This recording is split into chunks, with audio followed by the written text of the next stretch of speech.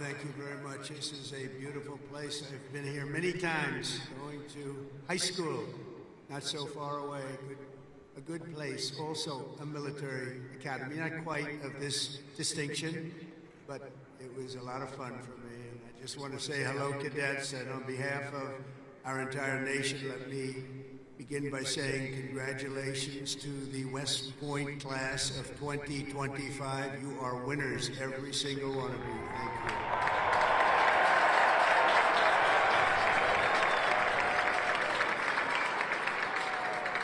And now we want you to relax, and I'm supposed to say at ease, but you're already at ease. You're at ease because you've made a great choice in what you're doing. Your choices in life have been really amazing. So this is a celebration, and let's have a little fun. I want to thank your highly respected Superintendent, General Stephen Gillen, and he is really something. I got to know him backstage with his beautiful family, and his reputation, his wife is just incredible. His reputation is unbelievable, and thank you very much. And your daughter is a winner also, just like everybody out there, a real winner. Thank you. Thank you.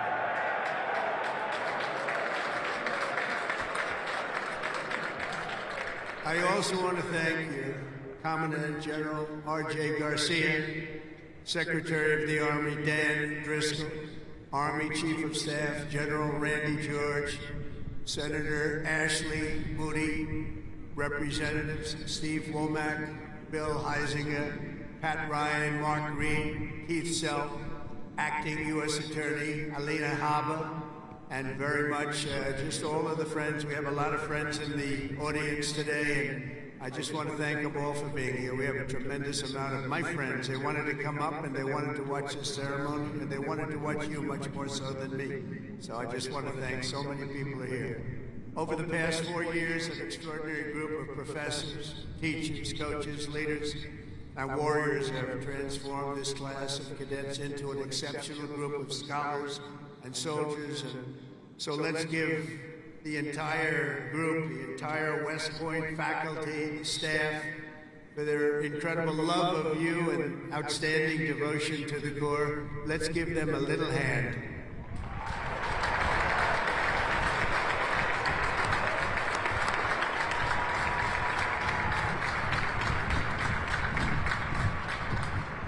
And importantly, we can't forget all of those people beaming with pride. Look at them in the audience. They're so proud. They're in the stands. So thank your parents, your grandparents, and family members who made this all possible for you. Thank you.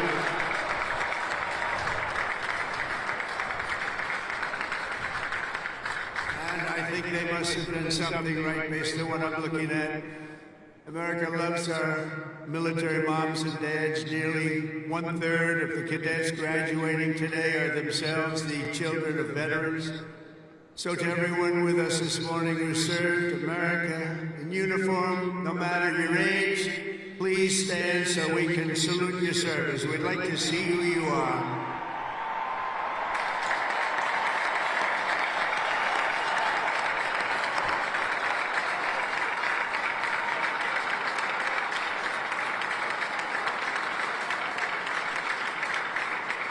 Congratulations.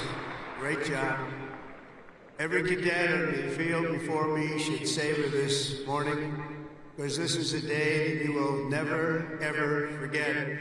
In a few moments, you will become graduates of the most elite and storied military academy in human history, and you will become officers in the greatest and most powerful army the world has ever known. And I know because I rebuilt that army, and I rebuilt the military.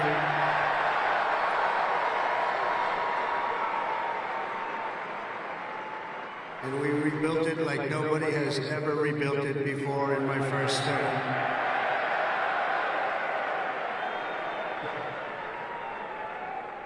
Your experience here at West Point has been anything but easy.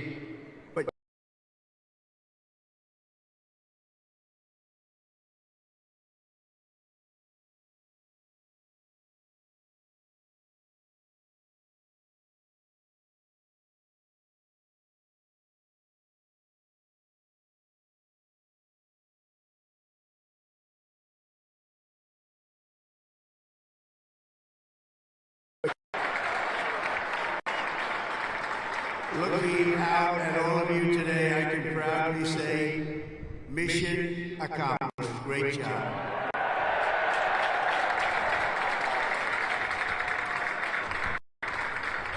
But now you have to go on. You have to forget that. Because now you have another. It's a sad thing, isn't it? You know, you can't rest on your laurels no matter what. You just have to keep going. You take a little day off, and you go on to the rest. Because you have to have victory after victory after victory. And that's what you're going to have as you receive your commissions as second lieutenants. Each of you continues down the same hallowed path walked by titans and legends of U.S. military law. Giants like Ulysses S. Grant, John Blackjack Pershing, Dwight David Eisenhower, the one and only Douglas MacArthur, old blood and guts George Patton, and Norman Schwarzkopf. Oh, great. So many more. They and countless other patriots before you have walked out of these halls and straight into history, and today you officially join those immortal heroes in a proud ranks of the long gray line. You know that term, so beautiful, the long gray line. Among the 1,000 cadets graduating today, 26 of you wear the prestigious Star Wreath, signifying the highest level of academic achievement. Please stand up. 26. Let's see if somebody stands who shouldn't be standing.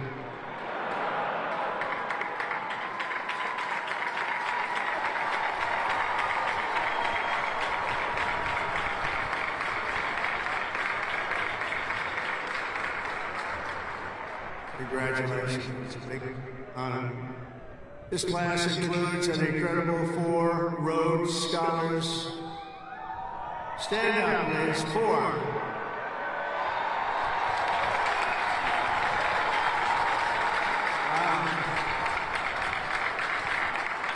That's tied for the most of any West Point class since 1959. That's great. 4. Congratulations.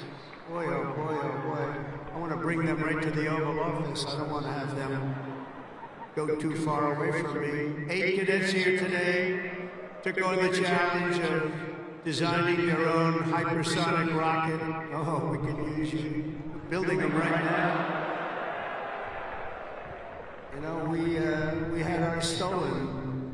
We are the designer of it. We had it stolen during the Obama administration. They stole it.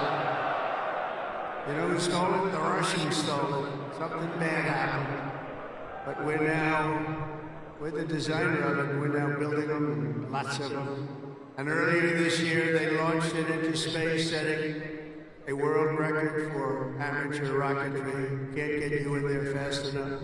This class excelled not only mentally, but also physically last January when more than 1,000 cadets volunteered for an 18.5-mile march on a freezing winter night.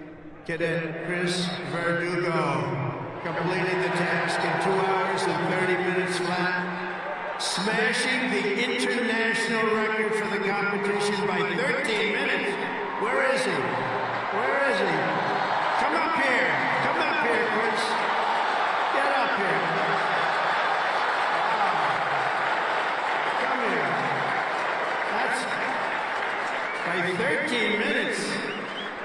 Come here, Chris.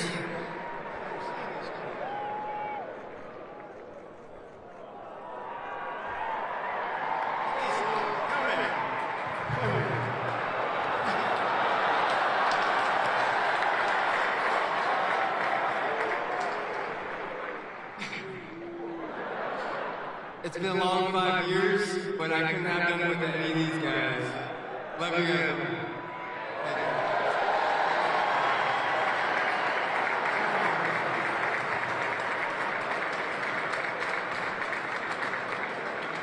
That's great. Keep it going, Chris. That really is a definition of Army strong, isn't it? International.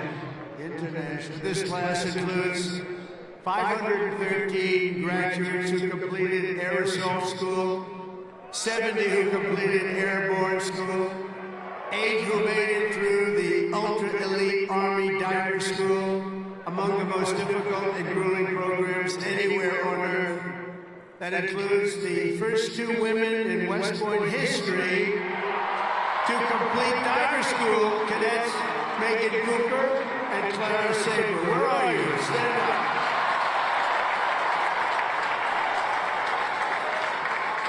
Where are they? Wow, great job. That is not easy. Congratulations, Megan and Clara. That's a job well done. Thank you very much. Some of you achieved a different kind of distinction here at the Academy, including 7 century men who completed 100 hours of marching for disciplinary, infractions. No, don't tell me I'm doing this. Oh, I'm so sorry. Would you like to stand up?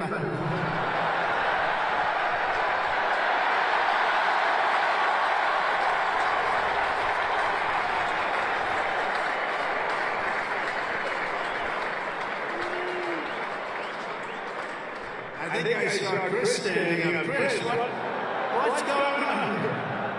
Well, you had one good, one not so good, right, Chris? Can't believe Chris is standing. But we want everyone to leave here today, Chris, so you're going to be okay, because I'm going to do something with a clean slate.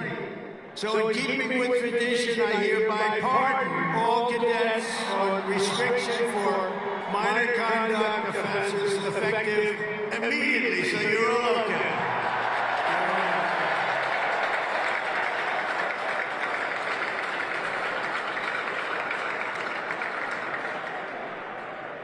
The class of 2025 is a lot to be proud of, including your first-rate athletes and athletics. You are something. I've been watching too. I love the sports stuff. What you've done is pretty amazing. Last year, for the first time ever, Army lacrosse became the #1 ranked men's lacrosse team in the entire country.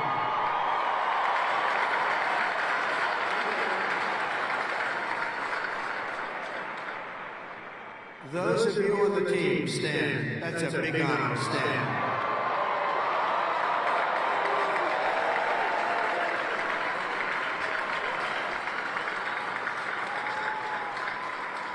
Great. That's a tough sport, too. That's #1 in the country. Your sophomore year, Army football beat Navy 2017.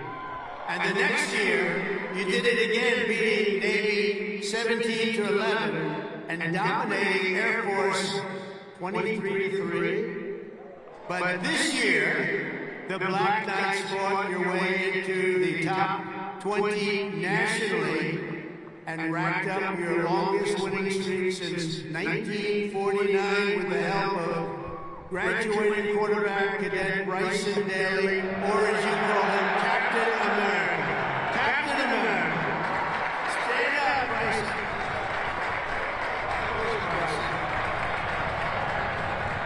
We gotta get him up here, right? Come on, Bryson.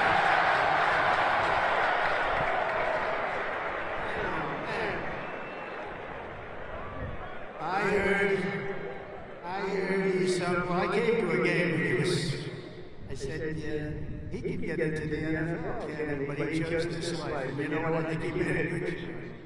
Come on up here, Bryson. Come on up. Wow.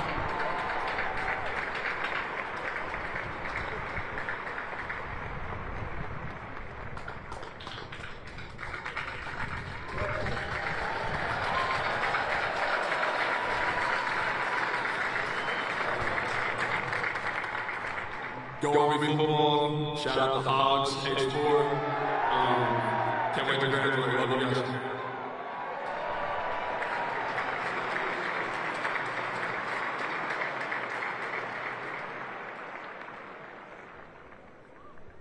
I just tapped his shoulders like I hit a piece of steel. That's in good shape. There's a reason, you know? There's always a reason for success. Thank you, Bryson. At a time when other top college quarterbacks were thinking about going pro, Bryce's mind was on something else. As he told an interviewer earlier this year, I'm focused on my career as an infantry officer. That's what he wants to do. So Bryce, you did the right thing. That service at its finest. Thanks, Bryce. That's amazing. He's an amazing guy with an amazing team. Each of you on the field today is among the most talented members of your generation. You could have done anything you wanted. You could have gone anywhere. You could have gone to any school. This is one of the hardest schools to get into. And writing your own ticket to top jobs on Wall Street or Silicon Valley wouldn't be bad, but I think what you're doing is better. Instead of sports teams and spreadsheets and software, you chose a life of service, very important service, instead of stock options. And I do that stuff. It's sort of boring. Honestly, compared to what you're doing, it's real boring. You chose honor and you chose sacrifice. And instead of business suits, dress shoes, you chose money boots and fatigues, keeping yourself in shape. Because West Point cadets don't just have the brightest minds, you also have the bravest hearts and the noblest souls. You're amazing people. I could not be more proud to serve you as your commander-in-chief, and our country is doing well. We've turned it around very quickly. We've turned it around.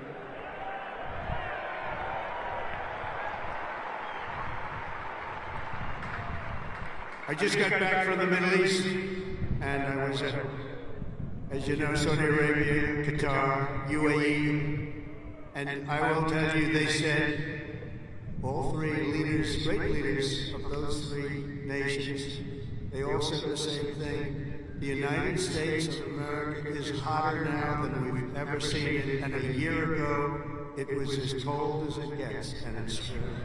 It's true. We have the hottest country in the world, and the whole world is talking about it. That's an honor for all of us. I cannot wait to see the glory that is still ahead. However, for the West Point class of 2025, and we're going to help you a lot because we're going to give you a nation as good or better than it ever was. That's what I promise you.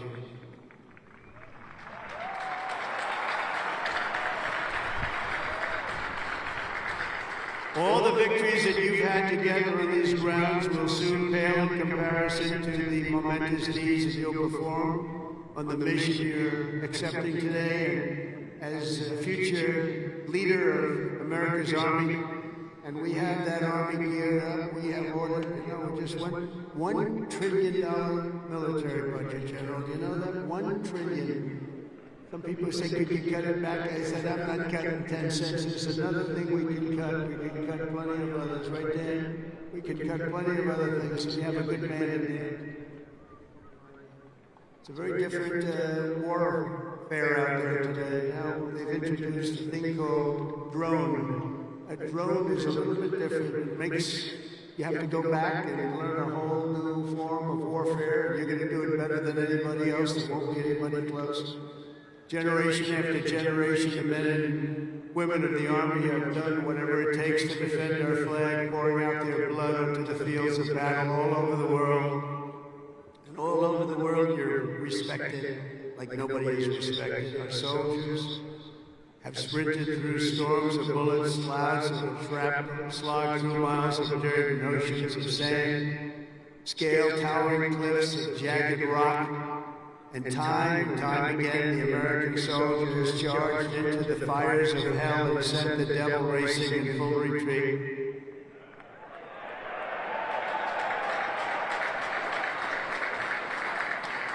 No task has ever been too tough for America's Army, and now that 250-year legacy of glory and triumph belongs to you.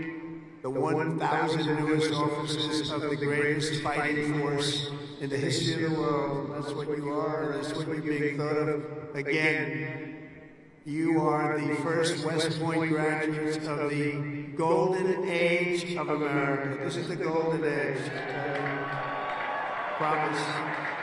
We're the new age. This is the golden age. And you are going to lead the Army to summits of greatness it has never reached before. You see that. You see what's happening. You see what's going on in the world. Each of you is entering the officer corps at a defining moment in the Army's history. For at least 2 decades, political leaders from both parties have dragged our military into missions it was never meant to be. It wasn't meant to be. People would say, why are we doing this? Why are we wasting our time, money, and souls in some cases? They sent our warriors on nation-building crusades to nations that wanted nothing to do with us, led by leaders that didn't have a clue in distant lands, while abusing our soldiers with absurd ideological experiments here and at home. All of that's ended, you know, all of it's ended strongly. They're not even allowed to think about it anymore. They subjected the armed forces to all manner of social projects and political causes, while leaving our borders undefended and depleting our arsenals to fight other countries' wars. We fought for other countries' borders, but we didn't fight for our own border, but now we do, like we have never fought before.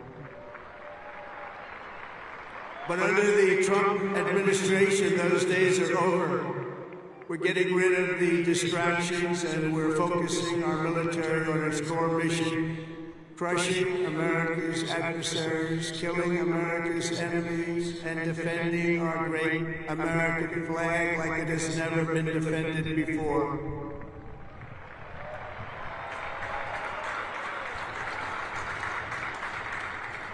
The job of the U.S. Armed Forces is not to host drag shows, to transform foreign cultures, but to spread democracy to everybody around the world at the point of a gun. The military's job is to dominate any foe and annihilate any threat to America anywhere, anytime, and any place.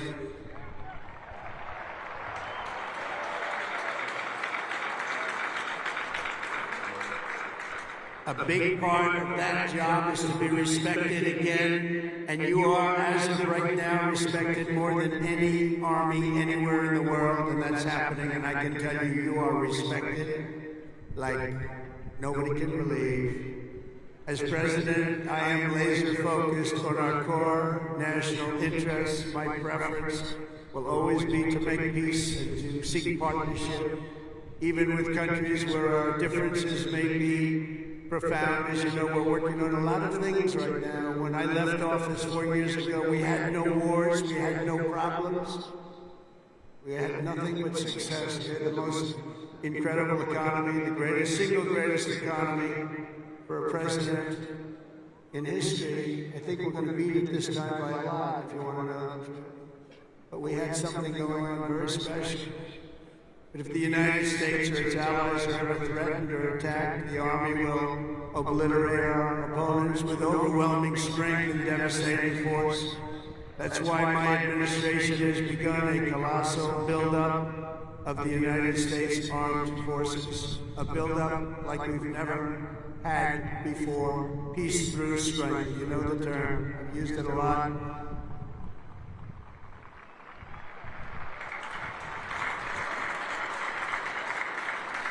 Because as much as you want to fight, I'd rather do it without having to fight. I just want to look at them and have them fold. That's happening. That's happening.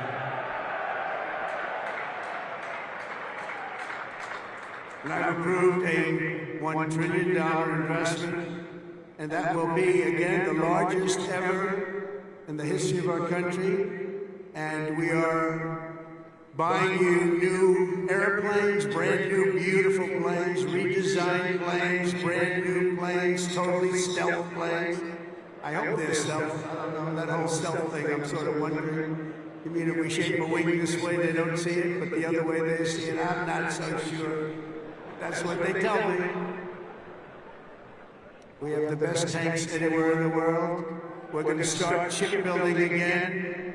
We're going to start ship. We used to build a ship a day. Now we don't build them anymore. We had a lot of people that didn't know much about getting things built, but that's all I've done in my life is build. We're going to have the best missiles, we already do, drones, and much, much more. And earlier this week, I think you'll like this, I announced that we are officially building all in America, made in America, designed in America. We're the only ones that could do it because we're the only ones with the great technology. We're building the Golden Dome missile defense shield to protect our homeland and to protect West Point from attack. And it will be completed before I leave office.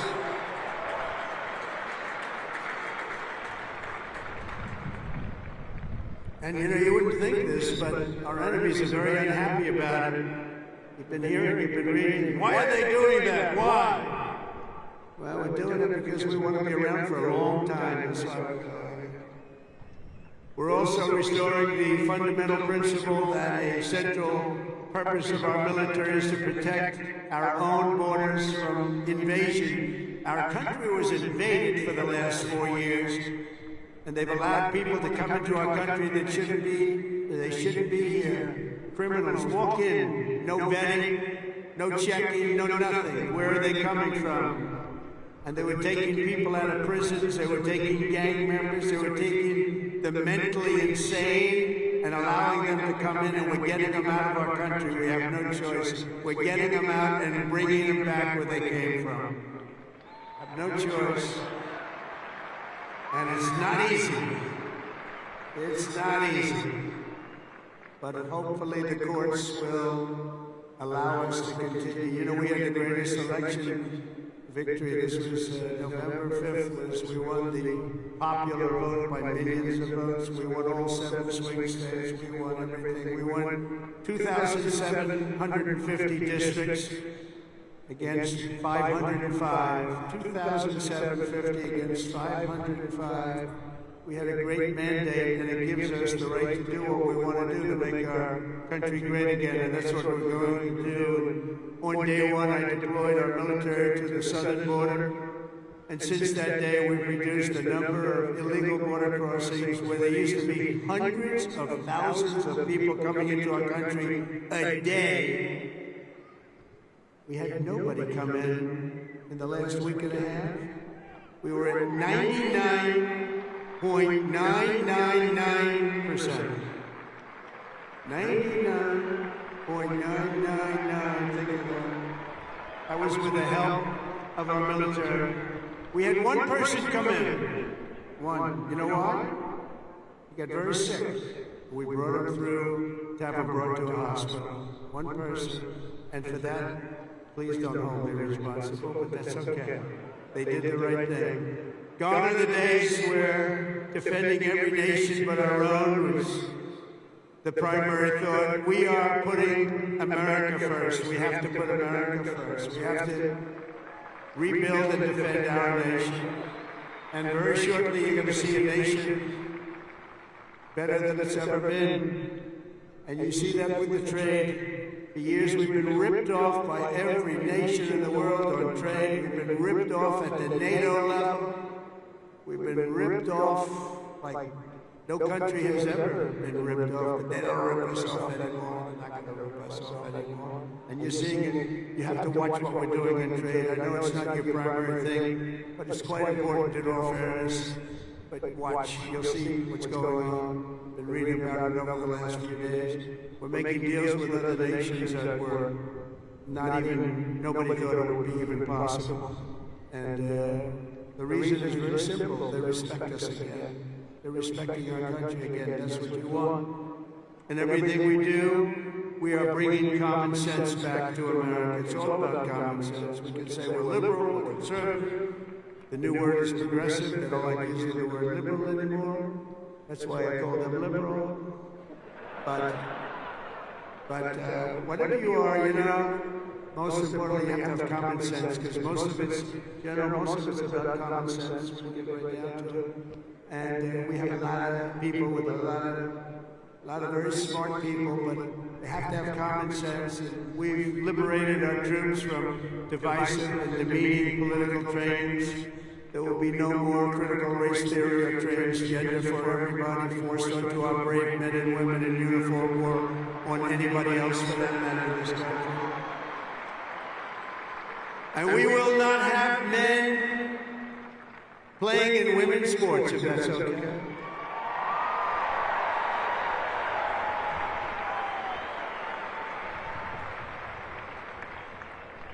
I mean, I wouldn't want to have to tackle, as an example, Bryson as a man, but I don't think a lot of women want to tackle him. I don't think so. How crazy is it? Men playing in women's sports, how crazy is it? So ridiculous, so demeaning to women. And it's over, that's over. We've ended it.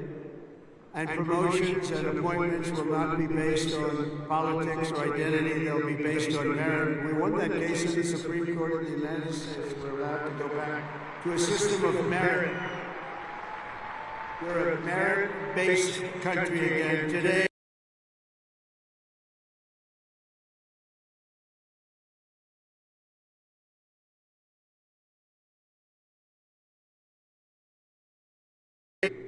recruiting shortfalls, and just last year was the worst of all. The last year of the Biden administration. We couldn't get anybody to join our military. We couldn't get anybody to join our police or firefighters. We couldn't get anybody to join anything. And right now, just less than a year later, we just set a brand new peacetime recruiting record. The most people joined, and we are brimming. In fact, be careful. There's somebody going to try and take your job. Be careful. You better be good. We are brimming with confidence, and we're brimming with people. We had the best recruiting month that we've had in memory. Nobody remembers anything like it. And that's all because they have spirit now. They have spirit. They have a spirit for our country. And now everybody wants to be doing what you're doing. Think of that. So it's really a great honor, I will say. And I'm pleased to report that by next week, the Army is expected to surpass its recruiting targets for the entire year, something that hasn't happened in 28 years where we've had that. So that's pretty good.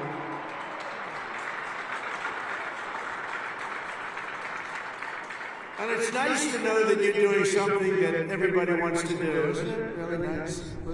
I hated to hear that. During the campaign, I was hearing that you couldn't get people to enlist, but now we're getting people. It's sad because we're telling so many people, I'm sorry, we can't do it. My administration is doing everything possible to forge the most powerful military ever built. But ultimately, the task of keeping America strong and safe in the years ahead is going to belong to you. Among you are the lieutenants, majors, colonels, and generals who lead the Army for the next 10, 20, 30, and even 40 years. So as Commander-in-Chief, let me offer a few words of advice as you begin your Army careers. And I thought I'd do this, and I can make this to a civilian audience or to a military audience. It's pretty much the same.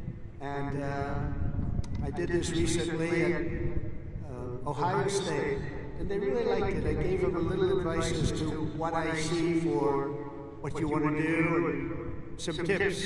And first of all, and you've already done it, different from civilians, they're making their decision right now. You've already made your decision. I love your decision. You have to do what you love. You have to do what you love. If you don't love it, you'll never be successful at it.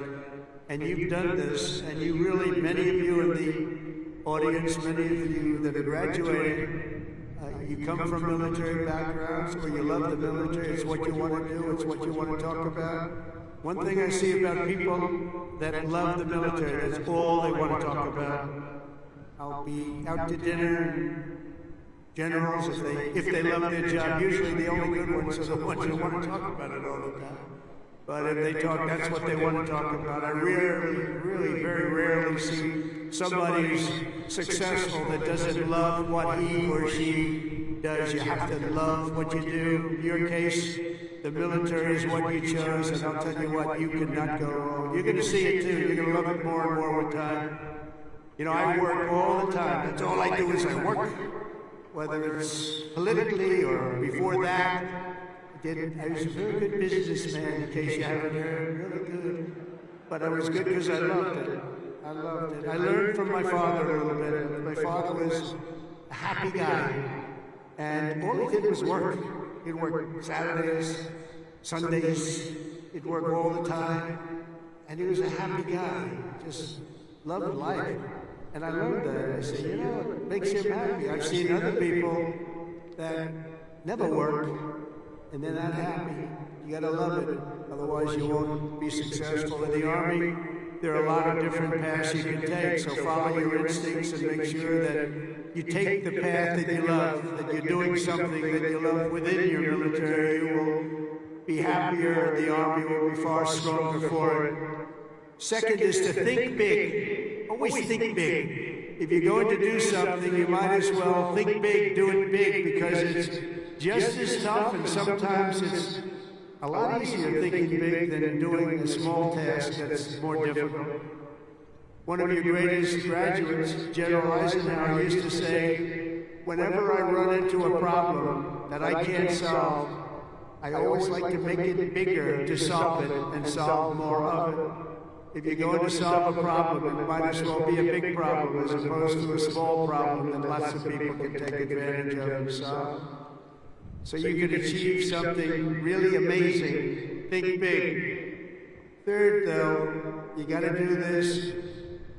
Brain power you have to have. Potential you have to have.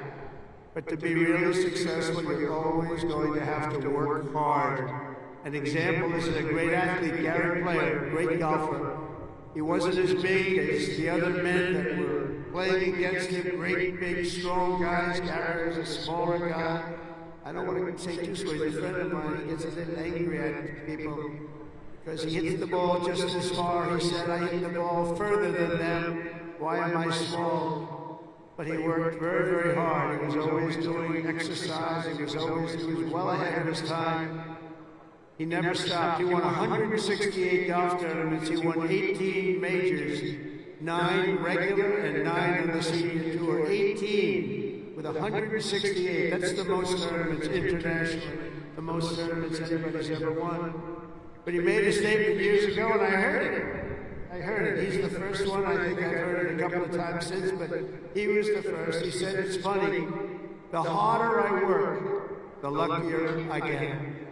And think of that, the harder I work, the luckier I get. And he worked hard, and you're working hard, and the harder you work, the luckier you're going to get. Fourth is, don't lose your momentum.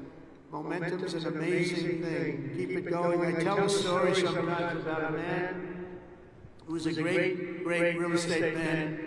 It was a man who was admired for real estate all over the world, actually, but all over the country.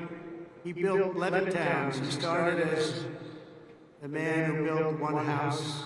Then he built 2, then he built 5, then he built 20, then he built 1,000, then he built 2,000 and 3,000 a year. And he got very big, very big. He was great at what he did. You see him all over the country, still 11 towns. This was a long time ago, but he was the first of the really, really big home builders. And he became very rich. He was a very rich man. And then he decided to sell. He was offered a lot of money by a big conglomerate, Gulf and Western, a big conglomerate. They didn't do real estate. They didn't know anything about it, but they saw the money he was making. They wanted to take it to a public company. And they gave him a lot of money, tremendous amount of money, more money than he ever thought he'd get. And he sold his company, and he had nothing to do. He ended up getting a divorce, found a new wife. Could you say a trophy wife? I guess we could say a trophy wife. It didn't work out too well. But it doesn't work out too well. I must have a lot of trophy wives. It doesn't work out. But it made him happy for a little while at least. But he found a new wife. He sold his little boat. He got a big yacht. He had one of the biggest yachts anywhere in the world. He moved for a time to Monte Carlo, and he led the good life. And time went by, and he got bored. And 15 years later, the company that he sold to called him, and they said, the housing business is not for us. You have to understand, when Bill Levitt was hot, when he had momentum, he'd go to the job sites every night, he'd pick up every loose nail, He'd pick up every scrap of wood. If there was a bolt or a screw laying in the ground, he'd pick it up and he'd use it the next day and put it together a house. But now he was spoiled, and he was rich. He was really rich. And they called and they said, "This isn't for us, this business. We do other things. Would you like to buy it back? We'll sell it back to you cheap." And they did. He bought it. He bought it. He thought he made a great deal, and he was all excited. But it was 15 years later. He lost a lot of momentum. Remember the word momentum. And he lost everything. It just didn't work. He lost everything. And I was sitting at a party on Fifth Avenue one night, a long time ago, and you had the biggest people in New York, the biggest people in the country, all in that party. They were all saluting each other, how great they were. They were all telling each other, "I'm greater than you." Gets me really, gives you a headache sometimes. But they had all these people that are telling their own stories about how fantastic, a cocktail party, and I looked over, and I was doing well. I was invited to the party, so I had to be doing well. I was very, very young. But I made a name in real estate, and I looked over, and at the party, sitting in the corner all by himself, nobody was talking to him, was Mr. Levin. He had just gone bankrupt, lost everything. He lost everything. His home, everything. And I went over and talked to him because he was in the real estate business, and I love real estate. I said, "Hello, Mr. Levin, how are you?" He said, "Hello, Donald, it's nice to meet you." He knew me from being in the business. I said, "So how's it going?" He goes, "Not well. It's really not going well, as you probably read. It's been a very, very tough period for me, son." I said, "So what happened? Is this anything you can do?" He goes, "No, there's not a thing I can do." He said, "I'll never forget." He said, "I've lost my momentum. I just didn't have it. I used to have it, but I lost my momentum." So it's a story I tell, and you have to know when you have the momentum, but sometimes you have to also know when you've lost the momentum. And leaving a field sometimes, leaving what you're doing sometimes is okay. But you gotta have momentum, but you have to know that momentum is gone. You have to know when to say, it's time to get out. And it's a very sad story. I remember that story so well, like it was yesterday. Fifth, you have to have the courage to take risks and to do things differently. Eisenhower again was threatened with court-martials as a young officer for advocating a new doctrine of tank warfare. Billy Mitchell was thrown out of the Army for pioneering the use of air power. They said, "What do you mean air power? Don't be ridiculous." People willing to try and do things differently. It's never going to be easy for them, but they're the ones that are going to really do the important things. They're the ones who are going to make history. So don't be ashamed and don't be afraid. This is a time of incredible change, and we do not need an officer corps of careerists and yes men and people that want to keep it going the way it's been, because it changes rapidly, especially what you're doing. Because believe it or not, you're in a business profession where things change as rapidly like warfare, the type of warfare. Unfortunately, we're getting to see it with Russia and Ukraine, and we're studying it, and it's a very terrible thing to study, but we're seeing the different forms of warfare. We're seeing the drones that are coming down at angles, and with speed and with precision. We've never seen anything like it, never seen anything like it, and we're learning from it. But your profession changes very rapidly. You've got to be at the top of it. You've got to be right at the head of the needle. We need patriots with guts and vision and backbone who take personal risks to ensure that America wins every single time. We want to win our battles. You know, I defeated ISIS in 3 weeks. They told me it would take 5 years. And the general that did it, you know that story, was named Raisin Cane. His name is Dan Cane, but his nickname was Raisin Cane. I said, "Your name is Raisin Cane. I love that. Is that a nickname?" That's what they call me, sir. "I love you, General. I think you're the guy I'm looking for. I want to know a guy named Raisin Cane." And he is now the head of the Joint Chiefs of Staff, and is a highly respected man. And we defeated, think of it, ISIS. They said, how long in Washington? Sir, it will take 4 years to defeat them, maybe 5. And maybe we won't because they're all over the place. And then I met a man that said we could do it in 3 weeks, and he did it in 3 weeks. And that's why he's the head of the Joint Chiefs of Staff right now. And we did things that nobody thought were possible. We've had great military success.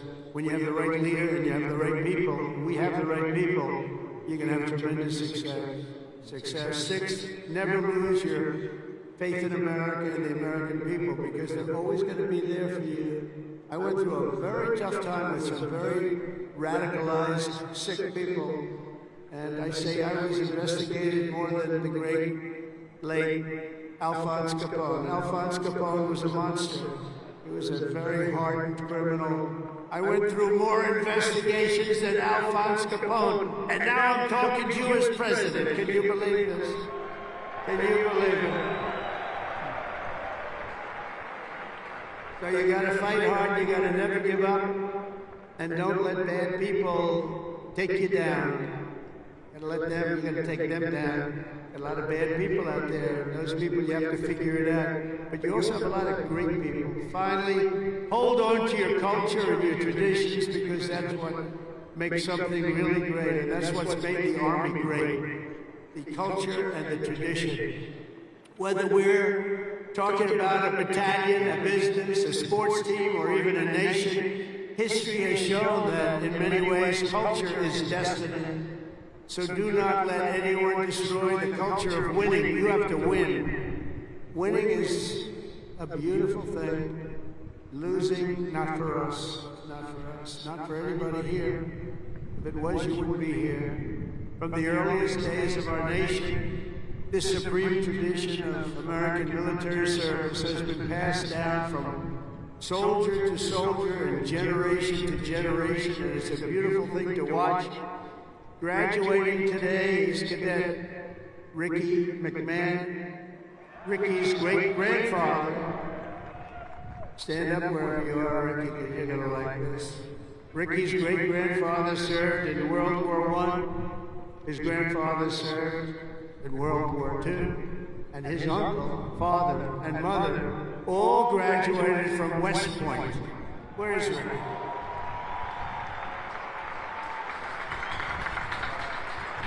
In 2004, when Ricky was just a little tiny boy, who would think about that, Ricky, a little tiny boy? His dad, Lieutenant Colonel Michael McMahon, made the ultimate sacrifice for our nation in Afghanistan. Today, Lieutenant Colonel McMahon rests not far from here in the West Point Cemetery. Last year, 2 decades after losing his father, Ricky placed a gold chip from his dad's 1985 class ring into a crucible along 87 other rings were with it, of past West Point grads that were melted down to forge those now worn by the class of 2025. You all know that? You know what you wear? I want one. Ricky, I want one. Each of you will carry Michael's memory with you always as you continue the legacy he gave you. It gave you something that would be so proud. He would be so proud. He is proud. He looks down. To Ricky and his mom, Jeanette, you embody what this place is all about. And I know Michael, he's up there. He's smiling broadly. So proud. He's so proud of you today. You know that. And he's a man that couldn't be, and he is a man that couldn't be more proud. And I want to just, I just love that story. Everybody's ring, they're going to remember you, they're going to remember your family, and most importantly, you're going to remember a great tradition. It's a great tradition of West Point and of winners. Thank you very much. It's great to meet you. Thank you. You can sit down. You want to come up? If you want to come up, come on, come on. Come on.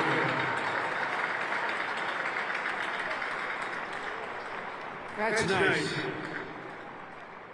Yeah, handsome guy. They're all good looking here. I don't know what's going on. The whole crowd is beautiful. Thank you very much.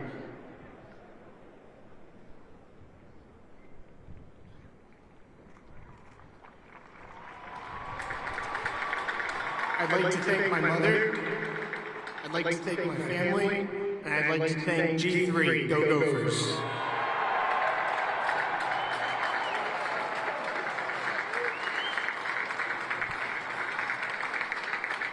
These are good-looking people, I'll tell you, General. What's going on over there? Look like all a bunch of male models. I can't stand it.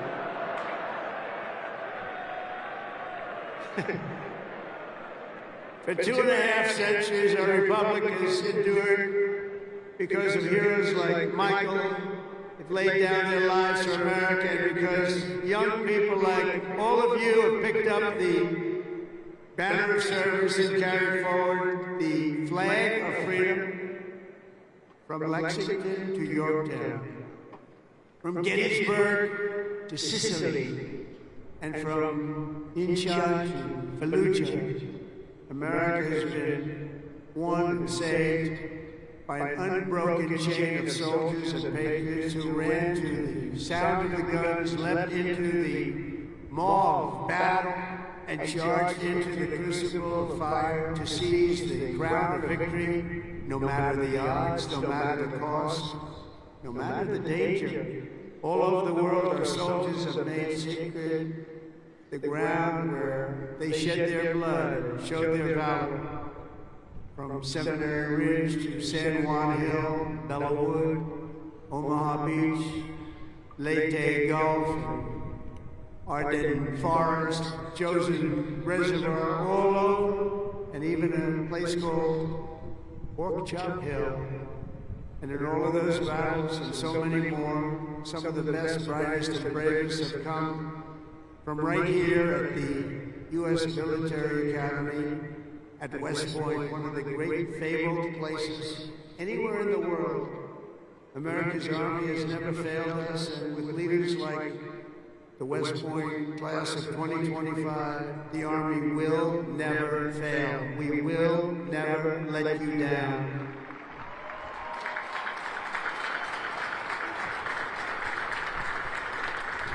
And over the last week, I had the honor of speaking to the heads of many countries, and they would say, 2 weeks ago, they said, the 8th, they said, "Sir, we're celebrating the victory today of World War II." And I said, "Wow, that's nice." Then I'd call another one, unrelated. "Sir, we're celebrating the victory of World War II." Then I called out President of France or something, also unrelated. He said, "Sir, we're celebrating our victory over World War II." I said, "Whoa, what happened here?" We helped them a lot. And I had this. Russia talked to Putin about ending that terrible war that's going on. And he said they're having a big victory march. And they did lose, in all fairness, 51 million people. But they were all celebrating. The only country that wasn't celebrating was the United States of America. And I said, "Isn't it amazing? We were the ones that won the war. And we were helped. We were helped. In some cases, we had to help them. But we were helped by some of the nations. And we were strongly helped by a couple of them. But every one of them was celebrating. They had Victory Day. They called it Victory Day in Europe, Victory Day all over. And we weren't even thought about. Nobody had a Victory Day. And so I named that special day and another special day from now on as a holiday, but a holiday where we work. Because we don't have enough days. We're going to be having so many holidays, we're not going to be able to work anymore. But I named it for World War II, and a separate day in November, as you know, for World War I. I said, you know, all of these countries that participated in the war are celebrating, but the greatest country of them all, and the country that won the war, nobody even talked about.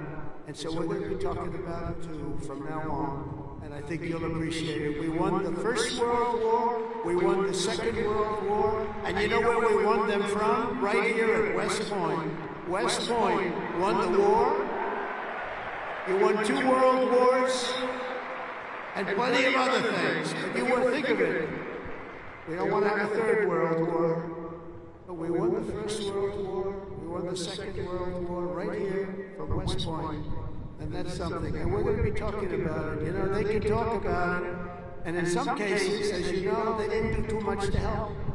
They were ground down, but they were celebrating victory. No, we're going to celebrate victory because we're the ones that won that war. Standing before you today, I know that you will never stop, you will never quit, you will never yield, you will never tire, you will never, ever, ever surrender, never give up. Remember that, never give up. It's another little factor I could have added, never, ever give up. Raise your right hand. I pledge I will never, ever give up. You can never give up. You can never give up. If you do, you're not going to be successful because you'll go through things and will be bad. You're going to have great moments. You're going to have bad moments. You can never give up. Through every challenge and every battle, you'll stand strong. You'll work hard. You'll stay tough. And you will fight, fight, fight, and win, win, win.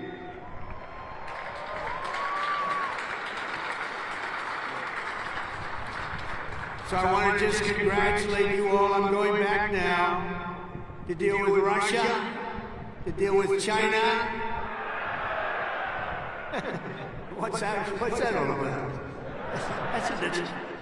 And to get you lots of victories. So we're going to keep winning. This country is going to keep winning, and with you, the job is easy. I want to thank you all. Congratulations to the class of 2025. God bless you all. Incredible people. Thank you very much, everybody.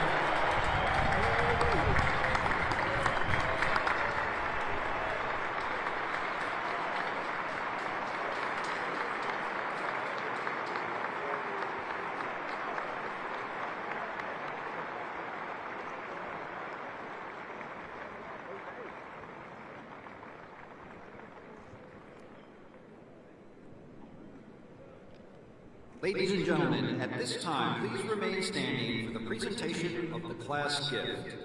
The class president, Cadet Catherine LaRue, will present a panoramic photo of the class of 2025 to the president.